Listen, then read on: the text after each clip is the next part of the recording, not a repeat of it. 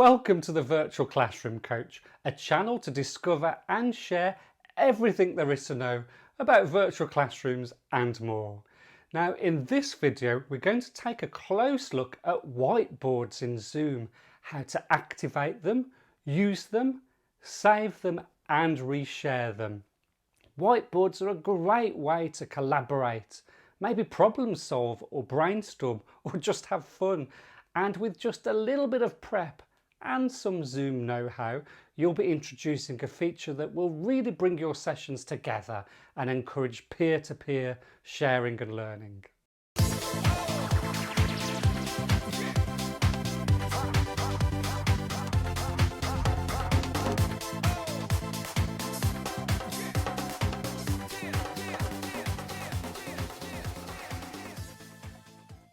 Before we start, please subscribe to my channel and press the bell and like buttons, and that way we can keep in touch and you'll be the first to know when I drop in a video. Alright, whiteboards, let's do this. Here we are in the Zoom app, and it looks like I've got a masterclass about to start soon, and I'll be using the whiteboard feature in this, so I'll need to check my settings. Whiteboards need to be activated. Now you can do this either as a permanent setting change or you can switch it on per session, and I'll show you the permanent one first. The first thing is I'll go to my account and click on the cog for settings, and the main settings window opens up, and here I'm in the general settings tab. There's no settings for me here though. I need to go further under the hood for this one and select View More Settings. And this actually takes you to the sign-in page of Zoom on the web. Strange, I know. And you'll then most likely need to log into Zoom, unless, like me, you happen to already be logged in. Then Settings and Meetings is the place to be, and then there's lots of scrolling to do.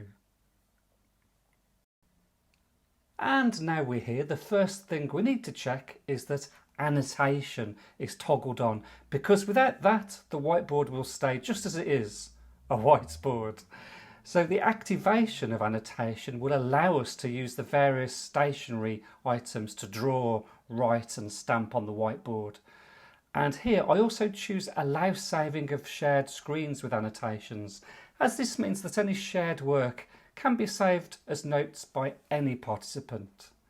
Next, toggle on the whiteboard function, which will allow everyone to use and share whiteboards, which is, after all, the whole point of this. And I also tick allow saving of whiteboard content, which again allows anyone who's been participating in whiteboard creation the ability to save the work. So this method is the more permanent one, and it means every time you start a new virtual class, the whiteboard feature will automatically be enabled for use. And with that we can close or minimize the browser. We're done here. Now let's start our event. And here we are in the main room. Looks like I've got an early bird in the waiting room too. So let's first look at the green Share Screen button at the bottom, and let's click on that little green disclosure symbol to the right of it. Now this is the place where we could enable the settings on a case-by-case basis if we preferred. Now you'll notice that because we've chosen these settings already, they're pre-selected for us here. So let's just go into advanced sharing options, and this small window opens up. Now the settings I have here, I'd recommend for you to only one participant can share at a time, all participants can share, and only host can share when someone else is sharing. And those settings will allow a certain amount of flexibility, yet control of the class as well. Okay, we're now ready to move forward. So to start the whiteboard, there's three ways to do this. There's the green Share Screen symbol, the middle Share Screen icon, or of course your keyboard shortcuts. They all do the same job, which is to open the sharing options window just like this. And there's lots of choice here, but for this activity it's whiteboard, followed by the blue share button. And there it is, our whiteboard for everyone to see. complete with the Annotation Tools toolbar, or the pencil case as I call it in my sessions. And we know we're sharing because it says so in green right at the top, and next to that in red is the button if we wanted to stop sharing as well.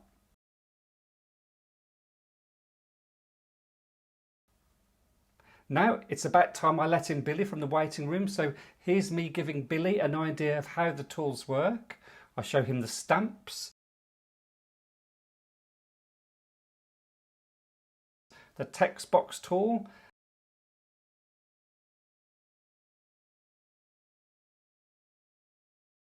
and then solely for our use we can select clear and then choose exactly what we wish to delete from the whiteboard as well.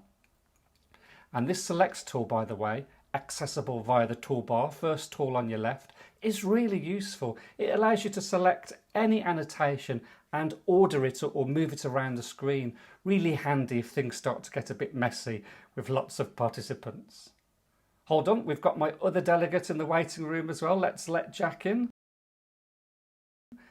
And there you go, he's straight into annotation and he's chosen the draw symbol, third one from the left in the toolbox, so he can freestyle it all over the whiteboard. Remember, I have the option to clear all or some of the annotations here, but I also have some other options that can be quite useful too. So go to the main Zoom menu bar at the top and select More. And here you can temporarily disable attendee annotation. Very useful if you want to put a pause to proceedings, maybe to stop and talk things through or regain focus. And just reset it to allow participants to resume annotating.